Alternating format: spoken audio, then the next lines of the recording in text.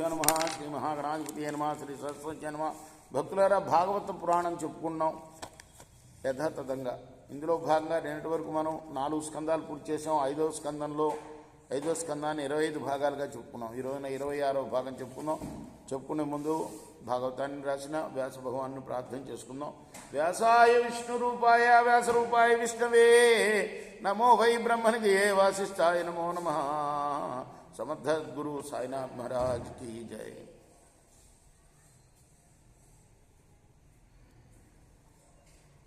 ఈ విధంగా కాలం గడుస్తుంది. భరతుడనే చెప్తున్నాడు. భరతుడు కాదు, నిజానికి భరతుడు 3వ జన్మ ఇది కదా.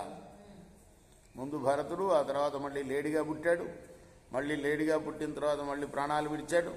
ప్రాణాలు విడిచి మళ్ళీ బ్రాహ్మణుల ఇంట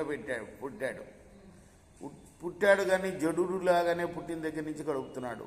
వాళ్ళ నాన్న అన్ని సంస్కారాలు చేసినప్పటికీ ఆయన మాత్రం జడులాగానే ఉన్నాడు, చేయించుకున్నాడు సంస్కారాలు. కానీ ఈ విధంగా కాలం గడుస్తూ ఉండగా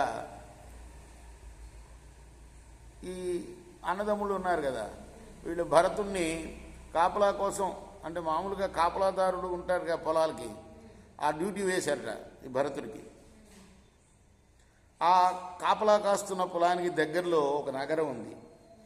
ఆ నగరానికి రాజైన పిల్లరాజుకి పిల్లలు లేరు.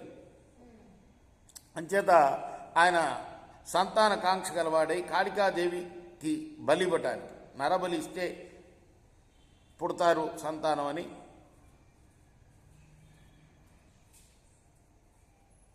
ఒక మనిషిని తీసుకొని వెళ్తున్నాడు అతన్ని బలి ఇవ్వటానికి. మార్గమధ్యంలో ఆ యువకుడు ఎలానో తప్పించుకొని పారిపోయాడు. సేవకులు వాడి కోసం గాలించారు. ఆ తర్వాత ఎంత వెతికినా వాడు కనపడలా. చెలో చోట స్వచ్ఛమైన మనసు కలిగి వీరాసనం వేసుకున్న పొలానికి కావలి కాస్తున్న బ్రాహ్మణ కుమారుడు భరతుడు భటులు కనిపించాడు. నరబలికి తగిన పశువు దొరికిందిరా అనుకుంటూ ఆ భటులు ఆ బ్రాహ్మణ యోగిని పట్టుకున్నారు. ఈ విధంగా ఆ సేవకులు బ్రాహ్మణ శ్రేష్ఠుని చూసిన వెంటనే కాళికాలయానికి తీసుకుపోయారు. బాగా తలంటి దైహిక సంస్కారాలన్నీ నిర్వహించి బలిపశువుని చేశారు. కొత్త బట్టలు కట్టారు, ఒంటి నిండా గంధం పూశారు, మెడ నిండా పూలదండలు చుట్టారు, ఆభరణాలు అలంకరించారు, అక్షతలు అలంకరించారు, తినడానికి విందు భోజనం పెట్టారు, అమ్మవారికి ధూపం వేశారు, దీపం వెలిగించారు, పుష్పమాలలు, పేలాలు, చిగుళ్ళు, పళ్ళు, ఉపాహారాలు సమర్పించారు. డప్పులు, డోళ్లు, తప్పెట్లు, భేరీ, శంఖ, కాహళ, పటహ, జయ ఘంటలు మొదలైన 5 రకాలైన మహావాయిద్యాలు మోగించారు. పురుష రూపంలో ఉన్న బలిపశువును కాళికాదేవి ఎదురుగా కూర్చోబెట్టారు. బిల్లరాజు నరబలితో వేడి రక్తంతో అమ్మవారిని సంతోషపెట్టదలిచాడు.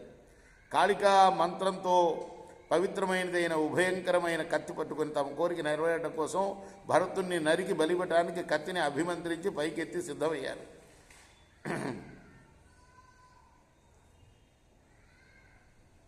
కానీ భరతుడు ఏమాత్రం తొణకల, బెదరల. ఎందుకు? అతడు పరబ్రహ్మ స్వరూపుడు కదా, సర్వజీవరాశులకు మిత్రుడైన వాడు, ఎవరి పట్ల కూడా వైరభావం లేనివాడు. అటువంటి బ్రాహ్మణోత్తరమైన భరతుడు వంటి మహాత్మునిపై హింస చేయటం ఉద్దేశించినందున కాళికాదేవి భయపడిపోయింది. ఆమె అటువంటి అకృత్యాన్ని చూసిన వెంటనే కాళికాదేవి క్రోధంతో కంపించిపోతూ హుంకారంతో వికటాట్టహాసం చేసింది. పాపాత్ములు, దౌష్ట్యానికి తలపడిన వారు, రజోగుణ తమోగుణ ప్రేరణలతో బ్రాహ్మణ హింసకు పూనుకున్నవారు అయిన బోయరాజు మీద, అతని పరిచారకుల మీద విజృంభించింది. వారి శిరస్సులు నేలకూల్చింది. నాయకుడైన బిల్లరాజు శిరస్సు చేతు పట్టుకుని ఆడుతూ పాడుతూ ఆనంద తాండవం చేసింది. ఆమె తన అనుచరులతో కూడి బిగ్గరగా పాడుతూ నాట్యం చేస్తూ వారి తలనే బంతులుగా ఆడుతూ విహరించింది. ఈరోజు మనం ఇక్కడ ఆపుతాము. 26వ భాగం పూర్తి చేసాం. రేపు 27వ భాగం చెప్పుకుందాం. కృష్ణార్పణమస్తు. సాయి కృష్ణార్పణమస్తు. శ్రీ సచ్చిదానంద సద్గురు సాయినాథ్ మహారాజ్ की जय. చేకోరా హారతి దిగో సద్గురునాథ దేవా సాయినాథ. పాంచభౌతిక తత్వములనే హారతులిత్తుమురా, నిర్గుణం మగుస్థితే వీడి ఎట్లి ఆకారం పొందితివో సాయిరాం.